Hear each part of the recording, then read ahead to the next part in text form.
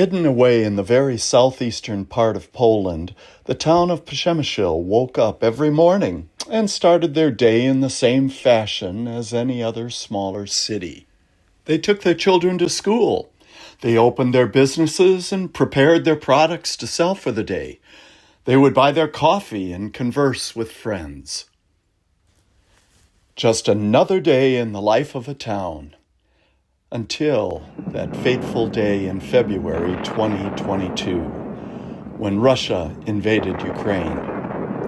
And then suddenly, Przemysl would never be the same.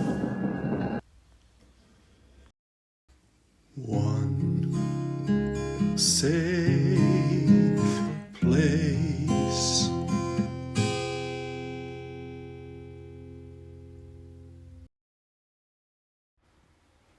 Przemysl is located in the very southeastern part of Poland at the foot of the Carpathian Mountains, and it is only 8 miles from the Ukrainian border.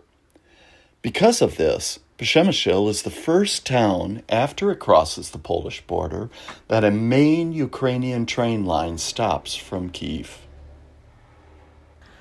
So imagine having to leave your homes because of war.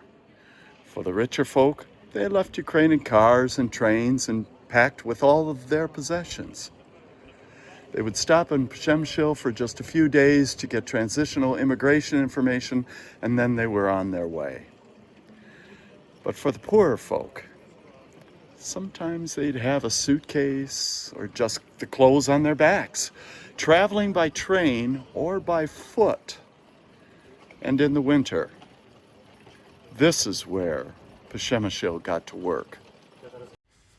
At the beginning of the refugee crisis, the Hope Shelter, with the Red Cross and with governmental agencies, housed 1,200 refugees at a time in an old abandoned Tesco store. But as the war continued on and fatigue grew, more challenges occurred for the shelter. Okay, hi. My name is Jacek Garski, and I am a volunteer director of the Hope Shelter in Przemysl, Poland, near Ukrainian border. And a really super cool guy. And yes, you are.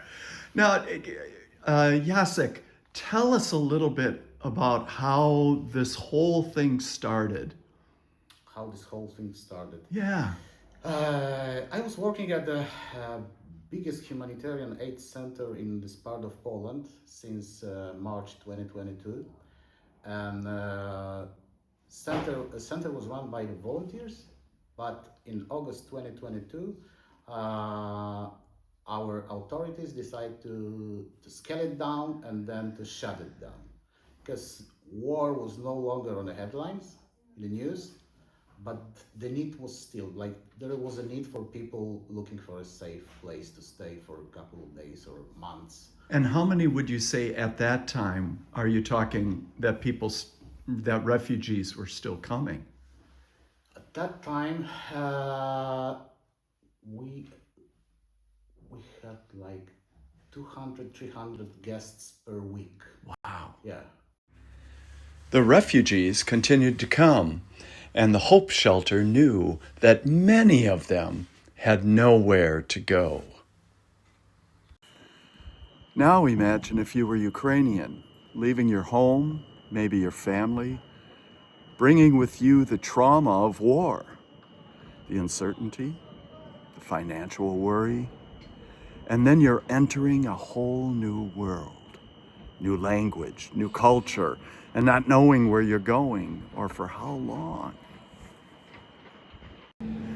Now, indulge me for a few moments as I take you down their path, imagining their first footsteps here.